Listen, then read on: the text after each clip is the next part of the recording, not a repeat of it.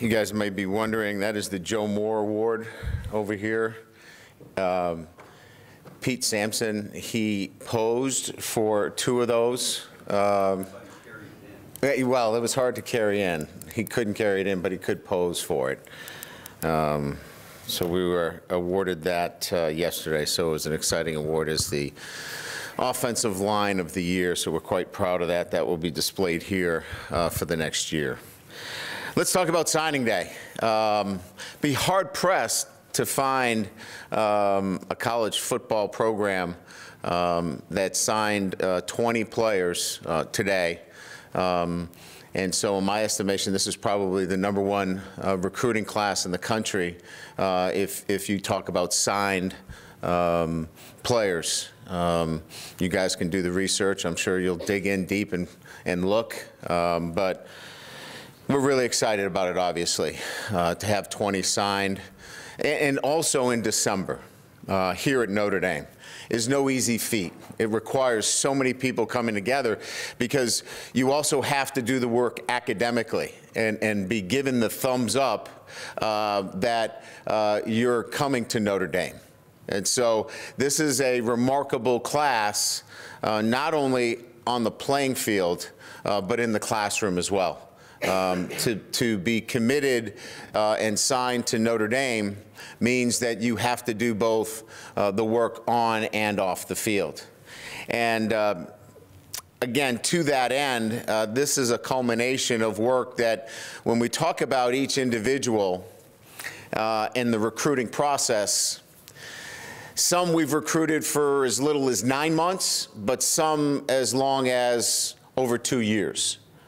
And during that process, so many people have been instrumental. I think it's easy to point to our assistant coaches who have done a remarkable job of building relationships and doing the hard work, the boots on the ground, if you will, in the schools, doing the evaluation on the phones, building the relationships.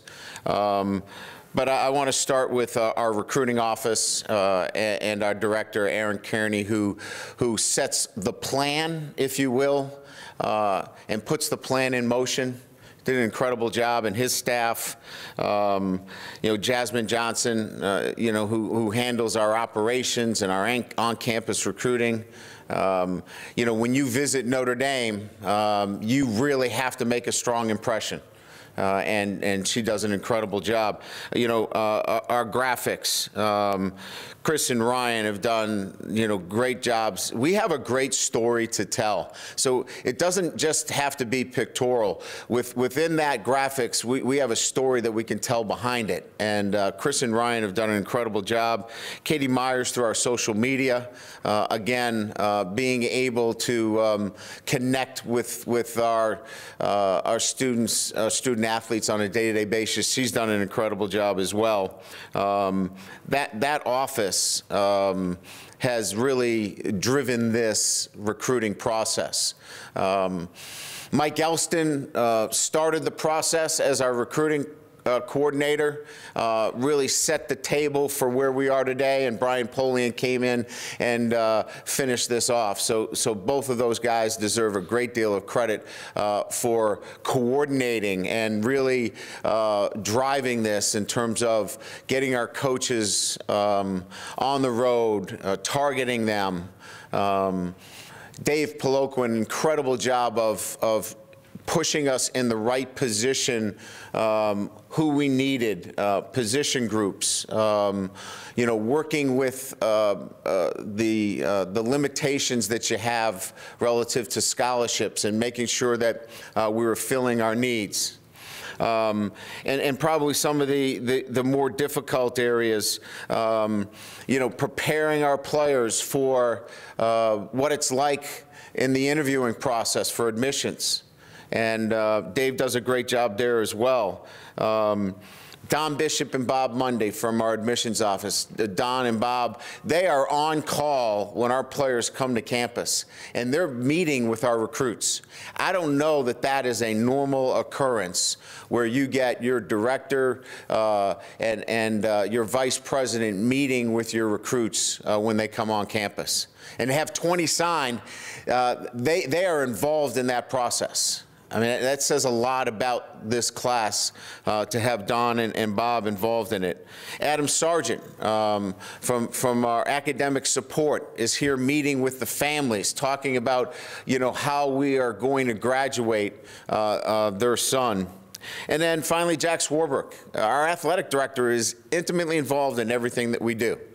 So it is a coordinated approach to this. To get to today, all of those people are working together to make this happen. So no easy feat. A lot of pieces have to come together. They get 20 in December, but really proud of all of them, proud of the work that they've done. You know, I'd be remiss not to mention, you know, Bill Reese, whose work really allowed us to get ahead of it. And we'll see that even pay off, you know, as we move into January and February, looking at 19s, 20s, and 21s. So, you know, I could probably stand up here for another 15 minutes talking about all those that go into this. But the 20th of December, to stand here in front of you with the class that we've put together, you know, it requires all of these pieces coming together, you know, today. Really excited about it. I think seven of the players as early admits. You know, obviously we feel real good about that as well in terms of guys coming in. Bo, Houston, Micah, Jack, Ovi, Jameer, George will all be coming in early. That will immediately impact our football program. And we're still open for business as it relates to the December 20th signing period. And of course, we are going to most assuredly sign more in February as well. So a lion's share of the work is complete relative to the committed players. We have expectations of some more things occurring in the next 48 hours. And then certainly you'll get an opportunity to hear me again in February with some more signees at the February. Lastly, you know, what do I like about this, you know, this signing day? It's put the commitment back in commitment, and really what that means. No more soft commitments. The charge that I gave to our assistant coaches is that if a player has given us his commitment, we've been committed to them, that they're going to sign with us. If not, that's fine, but we're going to keep recruiting that position. And so it's really put back into the definition of commitment. If you're committed, there are no, hey, I'm committed, but I'm going to take other visits. It really, truly means a commitment to one university. We have a commitment to you, and we're going to honor that commitment. And that's what it's meant to us here at Notre Dame. That's what it's meant in terms of signing 20 today. We identified those kids that were committed to this university, and we went to work on that. So it's, for me, that's resonated in this process leading up to today. So with that, I'm sure you've got plenty of questions that I'm prepared to answer. So fire away. Just get your hand up, and Michael or I will get you a microphone.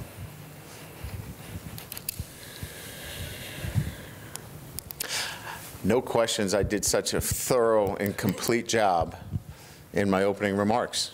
They weren't really opening remarks. They were. It was a bully pulpit maybe, but you did a good job. Thank you very much. Appreciate that. Did the ability of being able to recruit and have an early signing date, did that have anything? Did it interfere any way with the preparations for bowls and stuff like that, or how'd you work around that? Interfere. Well, it certainly was a challenge. You know, we had to balance a lot of things. So, you know, first couple of practices where we were in reading days and exams, we had to have skeleton staffs for our practices. So we didn't have a full staff of coaches at a practice because we had guys on the road.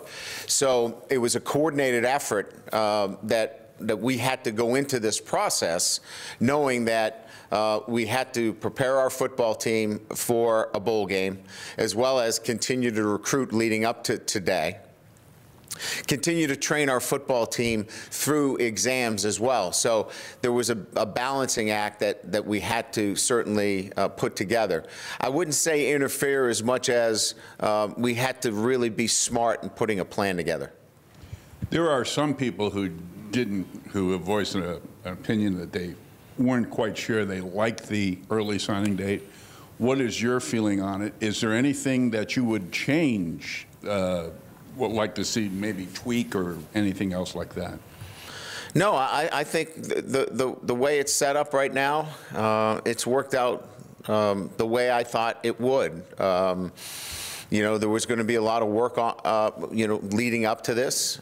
There are challenges, certainly, but I think anytime there's an early signing date, there are going to be challenges. We went about it in a fashion that, you know, if we had some soft commitments early on, we would probably be chasing more players in February.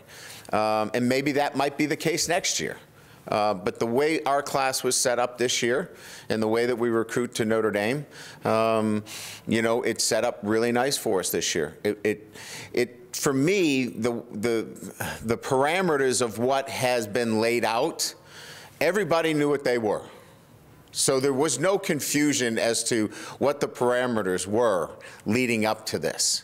It might have fit other schools a little bit better and had been more comfortable for others, but there were challenges for everybody across the board. So some may complain and might have a louder voice, but there are some schools in Hawaii right now. That's a challenge. Some are in the Bahamas. That's a challenge. So there's challenges across the board, but everybody knew what the parameters were going into this, and you just work within those parameters. And final one for me, yeah. Do you see the possibility that the February signing date becomes extinct as this go on? More people will try to sign their classes by December? Well, again, I think it's going to come down to what's in a commitment. Let's take the hype out of it. Let's let these young men decide based upon what's in their best interest for their future. Let's take the circus atmosphere away from signing, and let's get back to making a decision that's going to be in your best interest for the next 40 years of your life. My Brian, pleasure.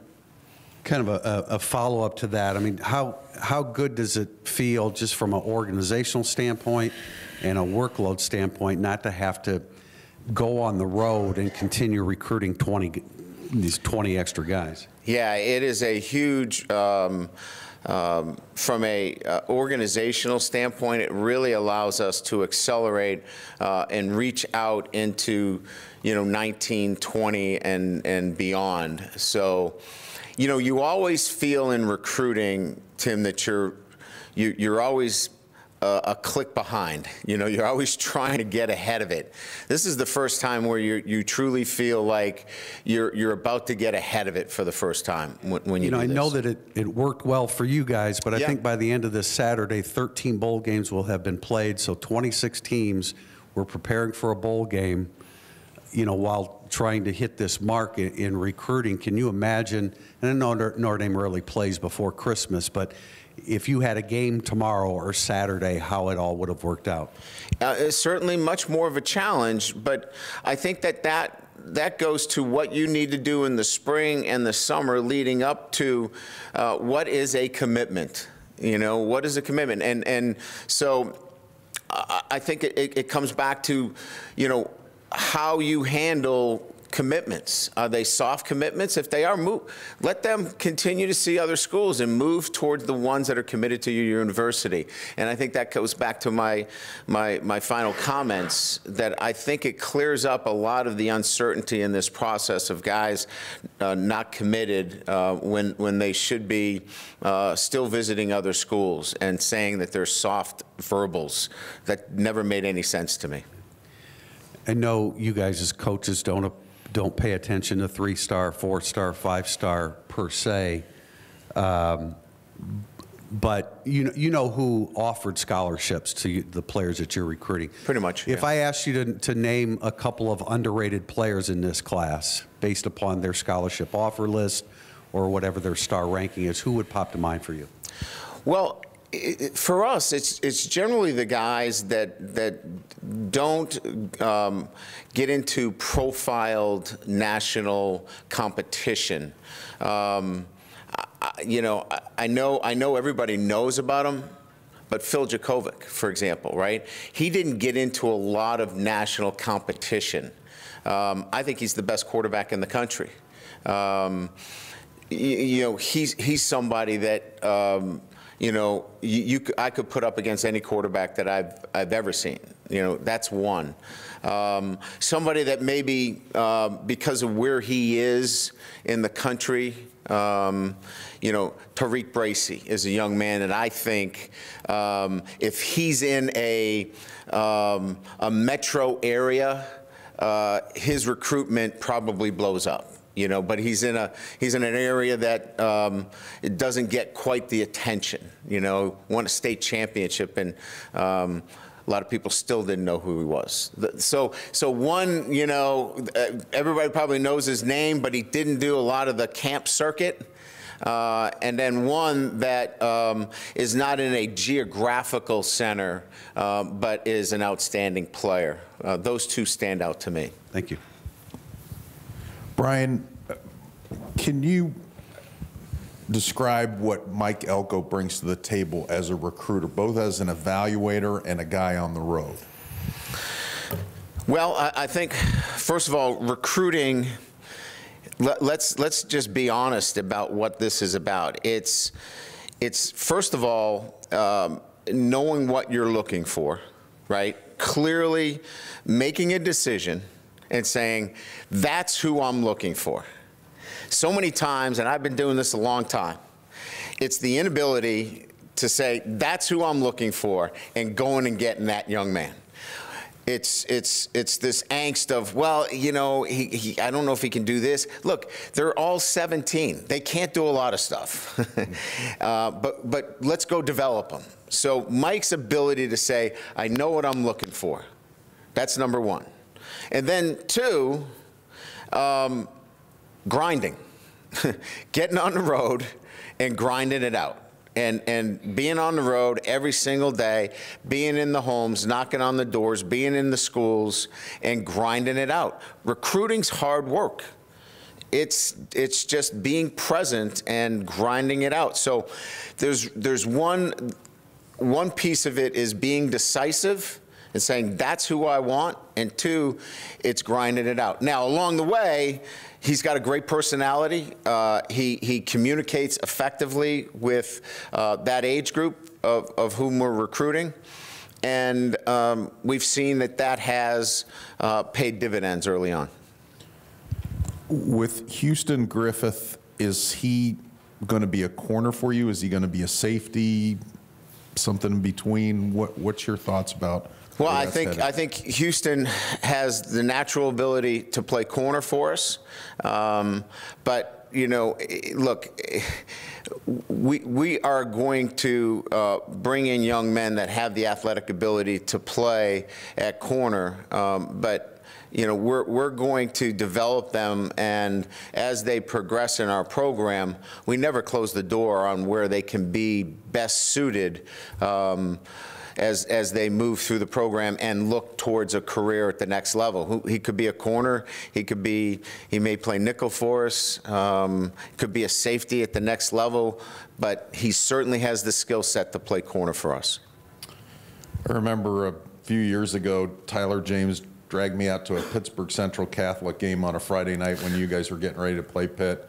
Ran into you and a bunch of the coaches, but one of your coaches was watching Jerkovic, who I think was a sophomore at that point. That's correct. What about him as a sophomore really put him on the radar for you? First of all, the reviews about him leading his team as a sophomore, and at his age, he wasn't a sophomore that was held back. He was a young sophomore that was out there leading his football team against really good competition, and so that was something that we needed to go see. Presence, leadership ability. You know, you got to go see that in person. How he interacts with his teammates when he comes back on the sideline. So to see that as a sophomore, it was important for us in this recruiting process of making decisions on quarterbacks that I needed to know more about his makeup.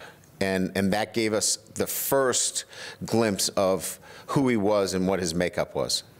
And the fact that he was such an accomplished basketball player and so dedicated to that and seemed to have long seasons because they were pretty good. I mean, is that a positive in your mind, or would you have rather him focus more on football stuff? No, I'm of the opposite spectrum in that I love guys playing another sport, competing. You can't, you know, there's nothing that can replace the ability to lead and the ability to compete that another sport gives you. And when I got a chance to go watch him play basketball, just his drive, his competitiveness, his interaction with his teammates, those things you can't get in the gym. You know, yeah, you can get a little bit stronger.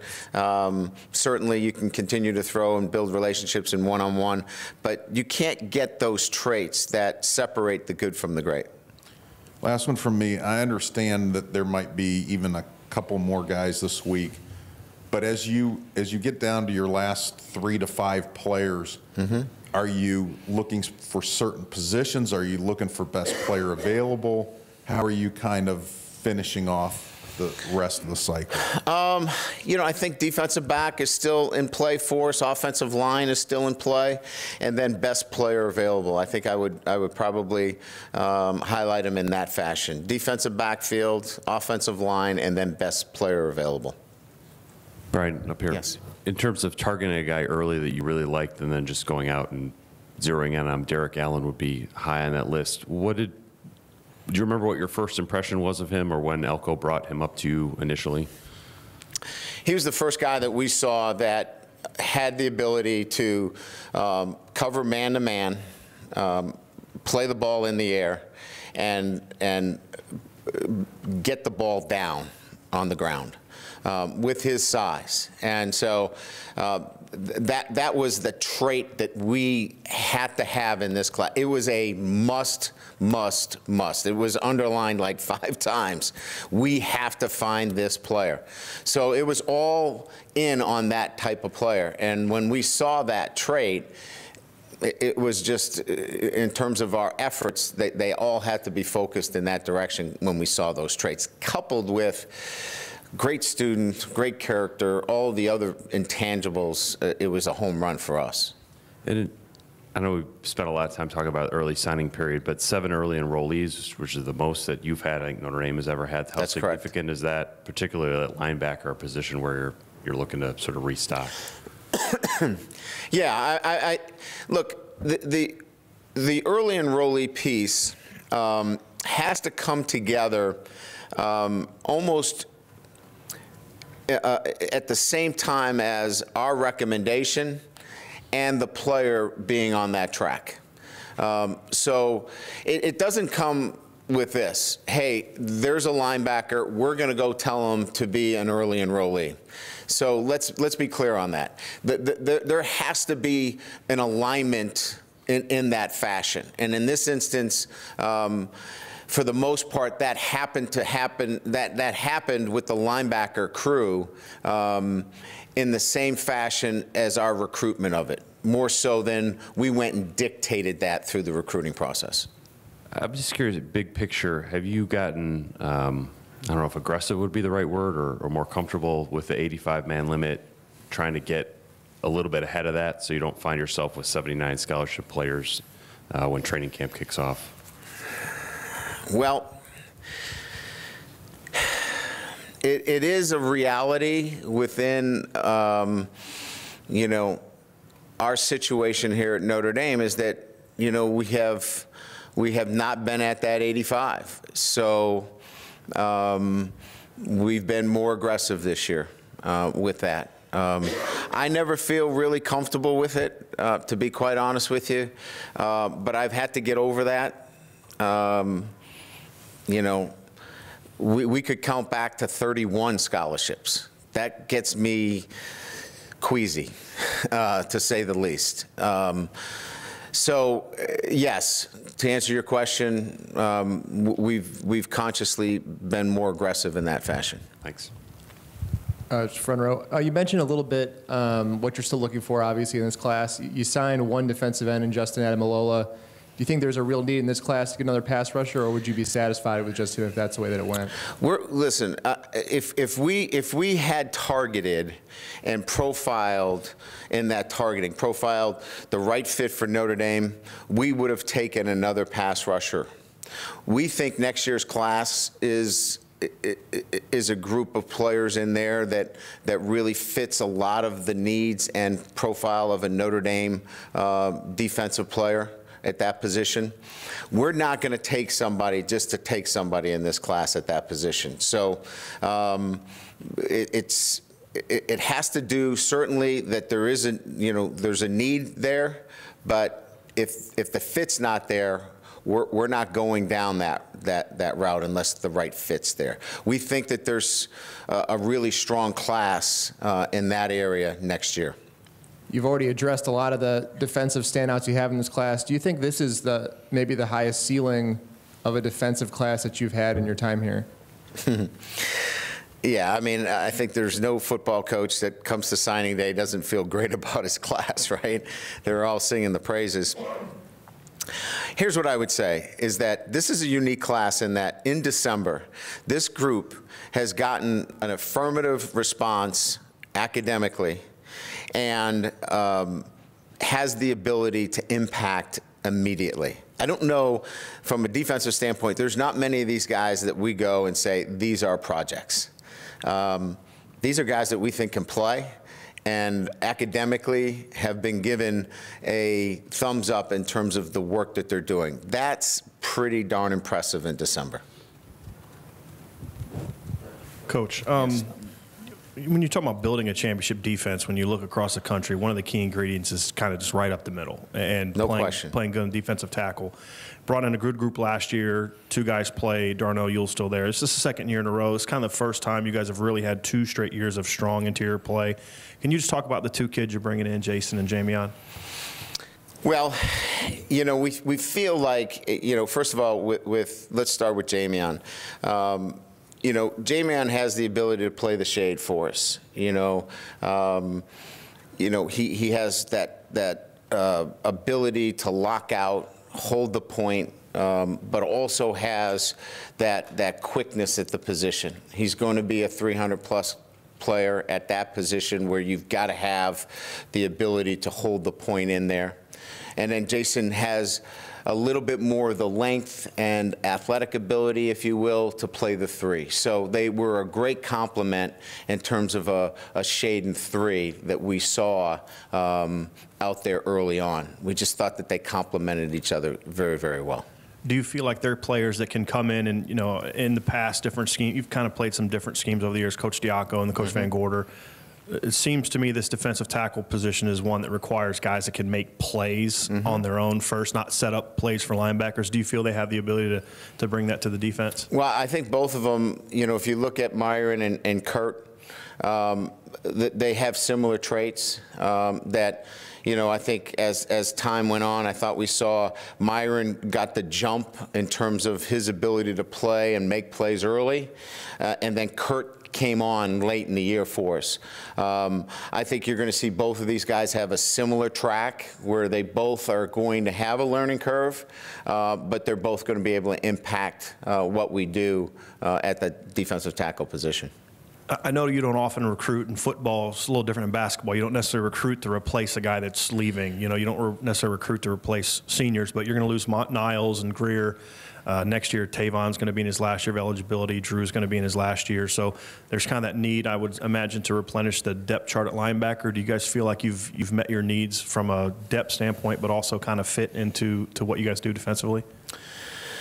Well, you know, I still think there's some development going on our roster at that position. You know, I think that there's still, you're going to still see some guys continue to develop that are on the roster that may morph into those positions, as well as the young men that we've recruited here today. So I think we've taken the next step at addressing that. But I think you'll see that addressed again next cycle as well. When you look at a guy like Jack Lamb, Ovie Ogofu, do you see these guys as kind of fitting into a spot at linebacker? Do you feel they're guys that can kind of maybe play some multiple positions where there's maybe the best opportunity for them? Well, you do a very good job of evaluating the personnel, and you can see that, you know, they're not just box players. They can play outside the box. They are guys that are extremely athletic. So we would rather take them and then begin to hone in on where they can best fit in that defensive structure than saying, well, he's a box player, that's all he can play. And these guys give us some flexibility to see how they're going to fill out and how they're going to develop. You guys kind of obviously play a little bit of a different defense this year at that rover spot. It seemed like Shane Simon was kind of the guy you keyed in on early on as being sort of fit in that position. Does having seen him play that position basically for St. Peter's, does that make you feel like more comfortable that, hey, this guy can project to do what we're going to ask him to do? I mean, he had five interceptions this year, 14 tackles for loss, I think. So he kind of does a little bit of everything. Yeah, and I think, you know, his ability to pick things up, very smart player. I think when you talk about that position, playing close to the ball certainly helps. His size. Here's a guy that, you know, is over 210 pounds already, physically mature, but also very smart. I would add that piece to it. Certainly, when you can project a player that is closer to that position already, makes it for an easy reach for us. But even if he was back on the hash more, I think we'd still feel comfortable with what he can do for us. But, you know, Shane's an exceptional player and a guy that we feel can come in and be ready to compete right away. And you talked about you feel you've got a quarterback that's the best quarterback country. He's going to have some help. You got right now 2 receivers, Kevin Austin, Micah Jones, 2 tight ends, Tommy Tremble, George Takis. Can you just kind of talk about those guys and what you feel, what made them guys? I mean, you went after Micah right after Irish Invasion. Obviously, Kevin was a major priority. And even though there's a lot of talk about how good your tight end depth chart is, you guys still made, you know, obviously Tommy Tremble a priority down the stretch. Yeah. If you look at Kevin Austin, he's a unique player in that he can play all 3 positions for us. We wanted somebody that had some versatility at that position. He can play X, Z, and W. Smooth player, catches the ball extremely well, has great speed, but we wanted somebody that wasn't going to be penciled in a particular position. Mike is more of a boundary player, big, physical, can win on one-on-one matchups. We love that about him and his size. But the combination of those two, you know, obviously we need to continue to recruit at that position. We're hoping to add to that position in this cycle to balance off the receiving crew. The tight end position, obviously we're losing Durham for sure, and so we needed to replace that and then add into this cycle. George and Tommy are terrific athletes that can be in line or they can spread out. So they keep fitting the exact profile that we've been recruiting over the last few years at that position. Brian, to your right. You guys got 2 commitments out of Georgia and Derek Allen and Tommy Tremble. How important was it to get maintaining a presence in Georgia this year, especially after losing 2 guys on the staff, previous staff, that were recruiting in that state for you?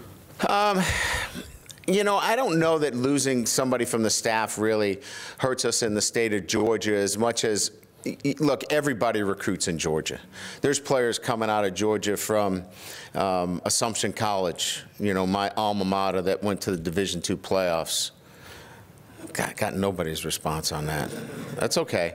But my point being is that it's such a fertile ground in recruiting. You just need to be in there. And there's great football players in there. And we've got so many players that we can talk about that came out of there, you know. So again, I think it's just having a presence and getting back into a very, very good recruiting area for us. And we need to have a great presence there. Now, being able to watch Jurkovic play as a committed guy, as a junior and a senior, what have you seen in his development as a passer, as a quarterback? Well, he had the finger injury last year, so he struggled a little bit with the ball coming out of his hands. He made some adjustments in the offseason. The ball comes out quickly, comes out with great accuracy. He's got great arm strength.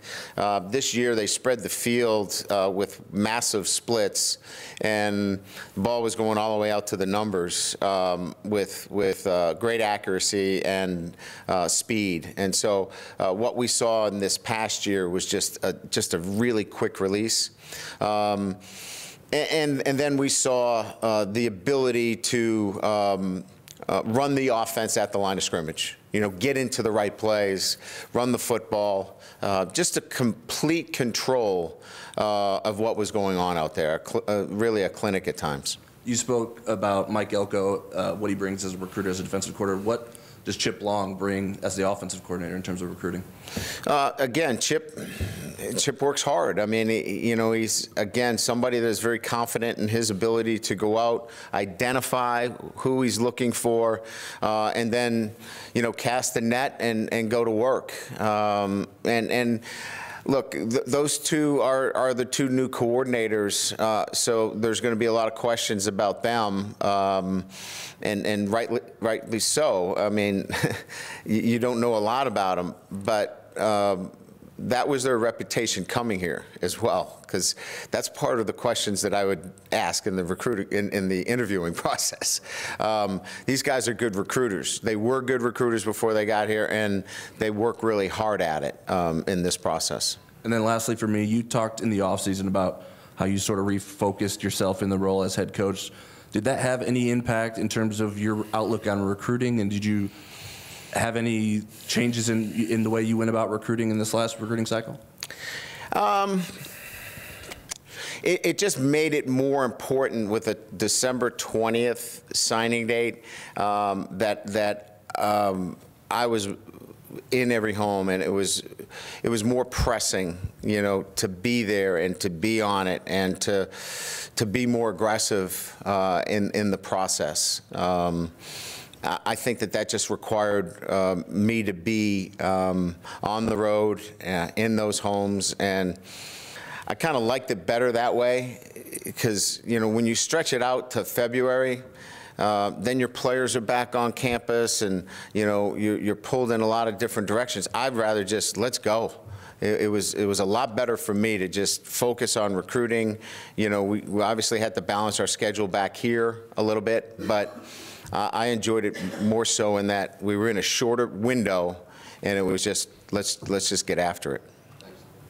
Brian, obviously you're very high on Jurkovic. I'm just curious, do you think he has the ability at this point to challenge for the starting job right out of the gate in August? I want him to challenge. Yeah, I want Brandon to feel competition, and I'm sure Brandon wants to be challenged. And any great competitor wants that feeling that somebody's pushing him every day. And not that Ian Book doesn't, but let's bring in another really good quarterback, a great quarterback.